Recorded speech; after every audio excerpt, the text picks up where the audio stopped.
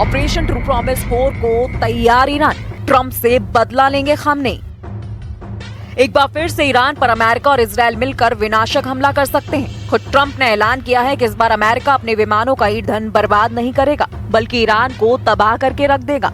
इधर ट्रंप की धमकी को लेकर ईरान ने दो टूक कह दिया है कि अगर अमेरिका और इजरायल इस बार ईरान पर हमला करेंगे तो ईरान दोनों देशों के खिलाफ ऑपरेशन ट्रू प्रॉमिस 4 शुरू कर देगा। फिलहाल ईरान के राष्ट्रपति मसूद पेजेश्किन दो टूक कहा है कि इस वक्त ईरान दोहरा हमला का सामना कर रहे हैं। पहला है ईरान के खिलाफ आर्थिक युद्ध, जिसको लेकर ईरान के 31 प्रांतों में से इस वक्त 22 प्रांतों में हिंसक प्रदर्शन हो रहे हैं, जिसकी वजह से ईरान के 50 शहरों में कोहराम मचा हुआ है। दूसरा अमेरिका और इजरायल का वो ऐलान जिसमें ईरान पर बहुत बड़े हमले की धमकी दी गई है। आर्थिक युद्ध और जमीनी युद्ध को लेकर अब ईरान ने ऑपरेशन ट्रू प्रॉमिस 4 की तैयारी शुरू कर दी है, ताकि अमेरिका और इजरायल के हमलों से निपटा जा सके। अब हम आपको पहले दिखाते हैं कि इस वक्त ईरान में क्या हालात चल रहे हैं और ईरान कैसे बड़ी जंग की तैयारी में जुटा है। ईरान के 50 शहरों में कोहराम, खामनेई के तख्ता पलट की तैयारी।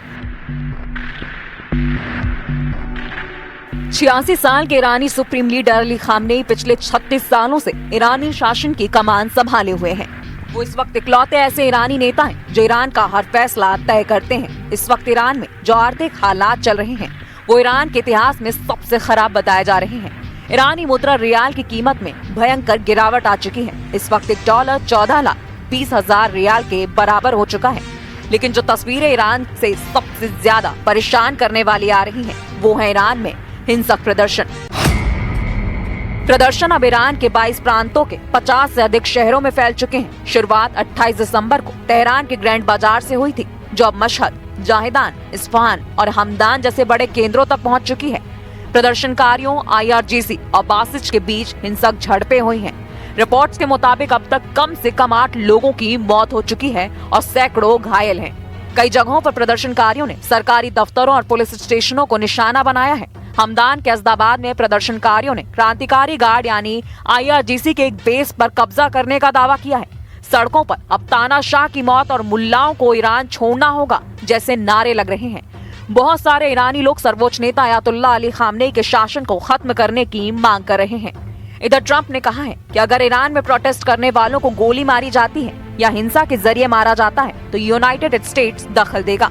प्रेसिडेंट ट्रंप ने कहा है कि हम पूरी तरह अलर्ट हैं और एक्शन लेने के लिए तैयार हैं। ट्रंप की इस धमकी के खिलाफ ईरान के नेता अयातुल्लाह खामनेई के सलाहकार अली लारिजानी ने चेतावनी दी है कि अगर अमेरिका ईरान में चल रहे विरोध प्रदर्शनों में हस्तक्षेप करता है तो पूरे क्षेत्र को इसके परिणाम भुगतने होंगे।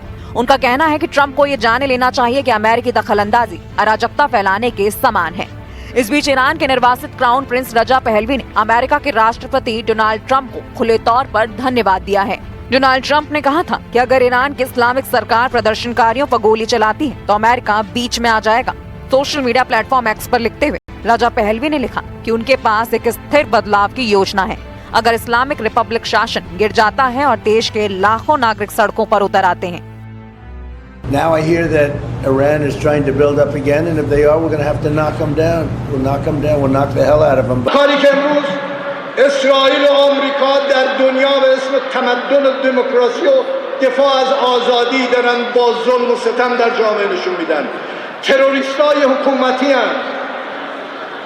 اینا با قدرت دولت دارن انسانهای توانمند کشور ما رو و تمام کشورهای اسلامی رو و آزادی خواهان رو ترور میکنن.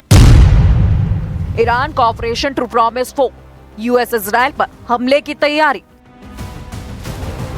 इजरायली प्रधानमंत्री नेतन्याहू और राष्ट्रपति ट्रंप के बीच में हाल ही में मुलाकात हुई है और रिपोर्ट्स के मुताबिक इजरायल अमेरिका पर दबाव बना रहा है कि ईरान के परमाणु ठिकानों पर दूसरे दौर के हमले यानी राउंड 2 स्ट्राइक्स किए जाएं।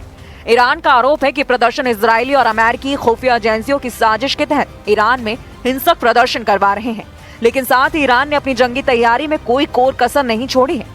जरा देखिए ईरान का ऑपरेशन ट्रू प्रॉमिस 4 अगर इजरायल और अमेरिका के खिलाफ होता है तो ईरान कौन कौन सी मिसाइलों और हथियारों का इस्तेमाल कर सकते हैं।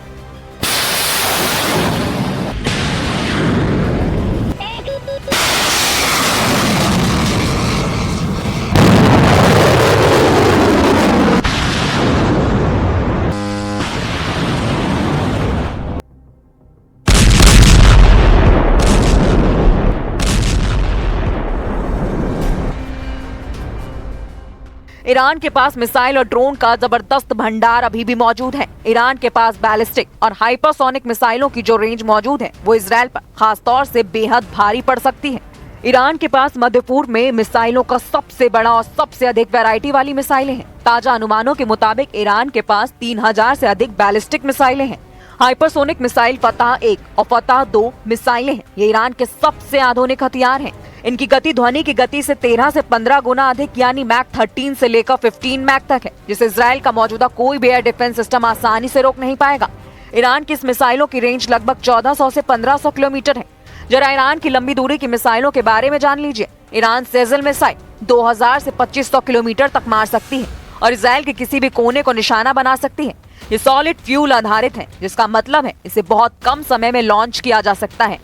खोरमशर इसकी मारक क्षमता 2000 किलोमीटर है और ये 1500 किलोग्राम का भारी वॉर हेड ले जा सकती है।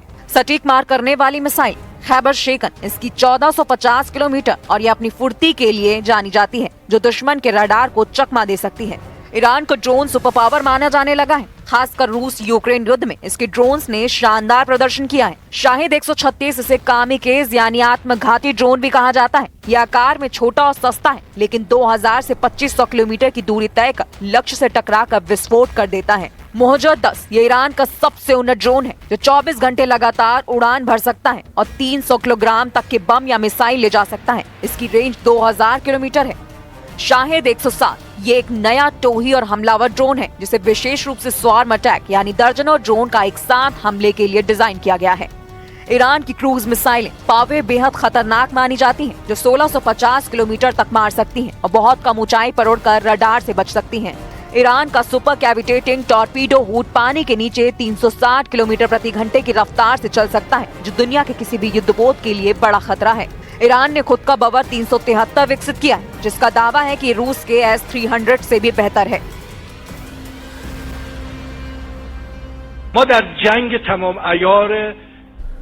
We are engaged in a full-scale war. Right now, the enemy has placed most of its hopes on knocking us down through economic pressure. You cannot conquer a nation with bombs, fighter jets, or missiles. To defeat us, they would have to come and face us on the ground. And if they were to confront this nation on the ground, if we remain determined, united, and committed to working together to make our country proud, it would be impossible for them to bring Iran to its knees.